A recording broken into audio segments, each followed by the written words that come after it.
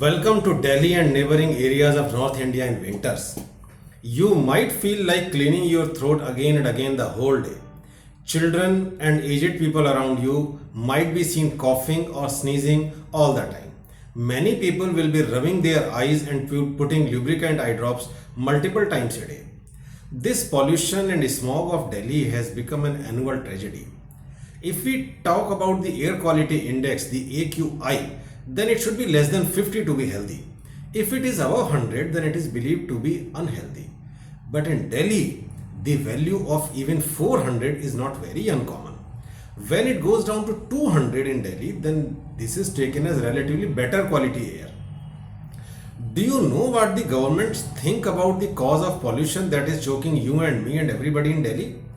They think that the pollution and smog in Delhi is because of the tandoors that are set up in your weddings. If you don't believe me, see this press cutting which is from Times of India of 2019. One minister of Delhi government had said on record that the security guards of the colonies burn woods to keep themselves warm, and this wood leads to smoke, and this smoke is the reason for pollution and smog in Delhi. Political parties, when there is pollution, get a chance to blame each other and the public is confined to homes. The classes shift to online mode. Business activities, they come to a halt because of lack of movement. No permanent plan is made. The problem resolves by itself after some time with the change of weather, and the cycle repeats itself. The public has short memory, and this short memory helps governments, and they are not asked uncomfortable questions during elections about the pollution. Delhi is home to about 33 million people, and this city finds itself not very uncommonly among the most polluted cities in the whole world. According to the studies based on the air quality index of this year, the study compiled by the University of Chicago's Energy Policy Institute, the people of Delhi could have their lives shortened by about 12 years because of the poor air quality that they inhale. We all have heard that living in Delhi means smoking around 50 to 20 cigarettes per day, and this can go up to 40 depending upon the level of pollution. But not everybody understands that what is the true meaning of this. It means the child born today will be smoking 20 cigarettes per day, and when the child is of 20 years age, by that time he will be a chronic smoker who has been smoking 20 cigarettes per day for 20 years. And then we will be organizing conferences, seminars to find out that why the cancers are killing young people. Whenever there is fog, whenever there is pollution, whenever there is smog, the flights, diversion, delays in trains, in flights is routine. Students are confined to their homes and the classes are shifted to online. And of course, there are health hazards.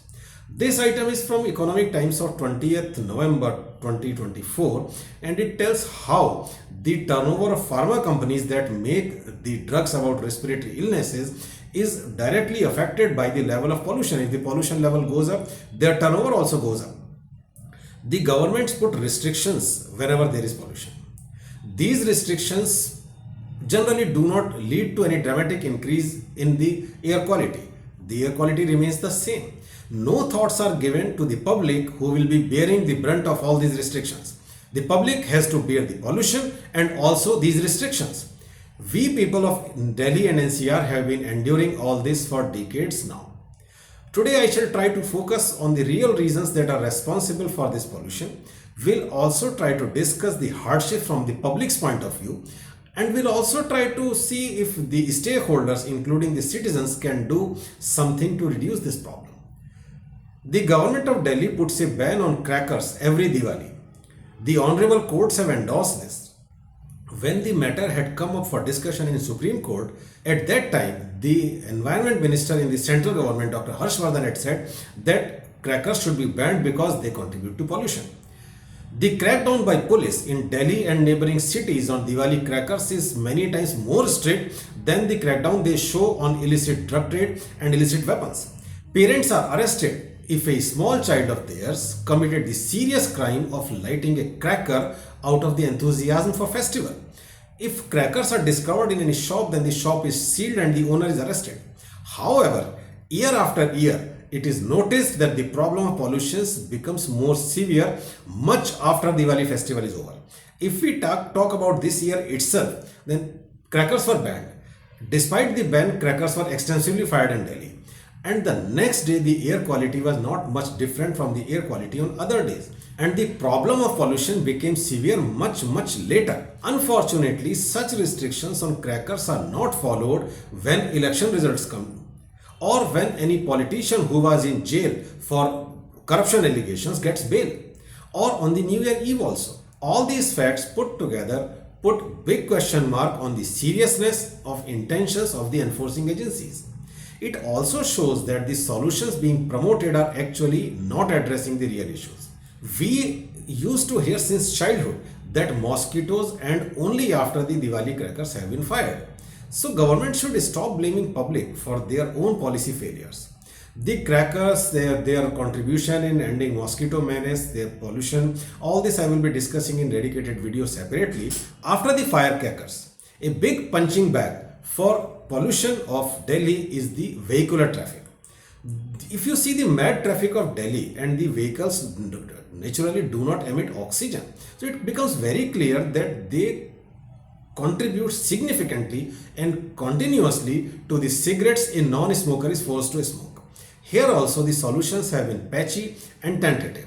The odd even experiment squarely failed to make any improvement in the air quality, and it has deservingly been trashed by the government. In MC Mehta versus Union of India case in 2002, the Honorable Supreme Court had banned all buses except CNG in Delhi NCR. This was publicized as a landmark step and as a solution to all the pollution problems of Delhi. 22 years later, we realize that it was patchwork at best. The life of vehicles in Delhi has been reduced to 10 to 15 years depending on the vehicle's fuel being used. But unfortunately, the grab restrictions, they take away a time of 1 or 2 months every year from even this 10 years time, and this is very unfair to the vehicle owners because elsewhere the same vehicle can be used for 15 years. In Delhi NCR, the time is reduced to 10 years. Even in those 10 years, every year 1 month or 2 months are taken away because of the grab restrictions. On top of it, the harassment of vehicles with number plate of other districts, other states is mainstreamed in Delhi because of these grab restrictions. If you have a BS4 vehicle, you can use it in Delhi if it has a Delhi number plate. If it has number plate of any other state, then suddenly it starts polluting the environment. These tentative and ill-informed steps have failed year after year. It needs long-term solutions. Did any of the governments or the courts try to find out why Delhi has that much traffic? I go to Delhi 15 to 20 times every year. Most of the time I go to Delhi either to pick up a flight or to board a bus or to catch a train, or sometimes to pick a relative to receive somebody who has come by these modes. If all long distance trains and super fast trains will originate and terminate at Delhi, then everyone from the surrounding cities will be forced to go to Delhi. All flights originate from Delhi, all flights terminate at Delhi, and even long distance buses also, they are all concentrated at Delhi. And everybody going to Delhi only to catch a bus or a train or a flight will be contributing to the cigarettes he or she is being forced to smoke. In case of trains, even if they stop at neighboring cities, the quota of seats at these cities is very less and is scattered in the train in different coaches. So one is forced to go to Delhi even if this train is stopping at any of the closer stations. All buses, all flights concentrated in Delhi, and Delhi is among the busiest airports. But it is even today not an aviation hub. The government actually does not care much about this except blaming citizens or other political parties for this. If people eating too much can be blamed for inflation, then your car is a legitimate culprit for pollution. Insincerity was made clear when the Delhi government released funds for rapid rail only after scolding from court. This one system, the rapid rail system, has the potential to take off a lot of cars and two-wheelers from the roads, but it was kept low in the priorities by the government till it was reprimanded by court. So it shows their lack of sincerity. At the same time, successive central governments have not made any serious efforts towards developing counter-magnets. If they start working on multimodality transport hubs at some distances from national capital with good connectivity among these hubs, then the vehicle numbers in Delhi can go down significantly. I can give example of two cities around Delhi, Ambala and Muradabad. These two cities are very, very well connected on rail and road networks. If they are given good air connectivity and are developed into multimodality transport hubs, and all the hubs are connected among themselves and with Delhi, then they have the potential to absorb a large part of Delhi bound traffic. Similar hubs can be developed in other directions of Delhi, a network of countermagnets around Delhi that are connected among themselves and are also connected very well to Delhi with environment friendly modes. So it can go a long way in reducing the vehicular traffic and reducing pollution. Similarly, government head offices can be shifted away from NCR. In today's virtually connected world, this shifting will minimally impact the work, if at all. Otherwise, government will keep on adding trains, will keep on developing new train terminals, and will keep on running festival special trains to clear the rush to Delhi and from Delhi. Again, government should not blame public for using vehicles for the problem that has been created because of lack of foresight of successive governments. All offices, government as well as private, they are concentrated in big cities, Delhi, not Delhi alone, other cities also. And people travel 30 to 40 kilometers every day to their offices. This increases demand for residential space. We have seen NCR becoming 24/7 construction zone. All these constructions, they add to dust. If you have a house in Delhi, then there will be hawks eyeing your property so that they can convert this house into a 4-story apartment. All demolitions, all constructions give rise to dust. Dust becomes a big problem in winters because of the less movement of wind. What the solution government provides? Government says stop construction activity. This suspension of construction activity leads to cost escalation for owners, and the dust from the demolitions that have already been done persists. Decentralization of government and private sector offices is the only long-term solution. But unfortunately, the counter-magnets are not being even discussed. The biggest problem contributing to Delhi pollution in winters is stubble burning in neighboring states. The direction of wind in winters is towards southeast, brings all smoke from Punjab to Delhi. While UP has been able to almost completely stop stubble burning and Haryana has also been able to reduce it significantly, the political short-sightedness has ensured that it just refuses to come down in Punjab. We had instances where officer assigned the task of controlling stubble burning was held captive by farmers and was forced to burn stubble by himself. This is news item from last year. One political party was even seen saying that stubble burning is a farmer's right. They said this during their election campaign. Government will blame your tandoor, but it doesn't name stubble burning because of political reasons, and this is very unfortunate. Farmers also know that burning of stubble kills their soil.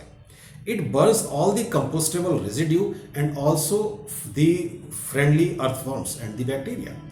Smoke will burn the lungs of Punjabis before reaching Delhi. Still the farmers are indulging it. So it is again very easy to blame the farmers, but before blaming them, the government needs to see why they are doing this. This well-intended Act of 2009 forces farmers to start sowing and transplanting paddy late. The harvesting will consequently be delayed. This leaves very narrow window for a farmer to empty his field for sowing of wheat. So they resort to shortcut of burning the stubble. The carbine machines that are used for harvesting of paddy leave the crop residue in a crumpled state. So this crumpled crop residue cannot be collected for cattle fodder or for any other purpose. Again, the shortest solution becomes burning of stubble. This article is from 30th October 2024. It tells very clearly that contrary to the tall claims of the government, the number of machines available for alternative disposal of crop residue is much less than the actual need. So the governments will actually have to set their own house in order before blaming public. Preservation of Subsoil Act needs a review, particularly in light of changing weather patterns. The farmers need to be provided more incentives for stubble burning and the defaulters need more strict actions. Otherwise, the number that was 10,000 this year will not come down year after year. One big reason for Delhi pollution, which is often overlooked, is burning of garbage. If you enter Delhi, you will see mountains of trash all around. And these mountains of trash at the entry of Delhi, at all entry points, they are simmering the whole year. The sweepers also burn the trash as the easiest way for them. This video has been shared from Delhi by a Rajya Sabha MP. The garbage that is burning all around, I think, should be a bigger problem than the stubble that is burning 300 kilometers away. But no efforts are made towards stopping this except finding some sporadic offenders. Long-term solutions will come in the form of shifting businesses and offices activity to other cities. The government can only delay, they cannot avoid development of countermagnets. Delhi is political capital of Bharat. And the politics is enough to keep the city hot. We do not need anything else. Rest everything can be shifted away. Next question comes that how can an ordinary citizen contribute to lessening the pollution of the Delhi NCR region? Most of the people ask if I can do something. Because if you ask the governments, then they will ask you to stop cooking. They will ask you to leave your vehicle at home. Plus, when you go out to catch a public transport system, then you will realize that the buses have also been removed from the road because they were running on diesel. So please manage whatever way you can. You should stop celebrating your festival that comes one day out of 365. You should stop construction of your home and sleep on footpaths. You should do all this so that the governments can allow burning of stubble and garbage. But there are some real things that we all can do. We can put our squirrel effort. First is to ensure that garbage is not burned around us. Please raise your voice in resident welfare societies and stop your colony sweepers with the Jamadar from burning it.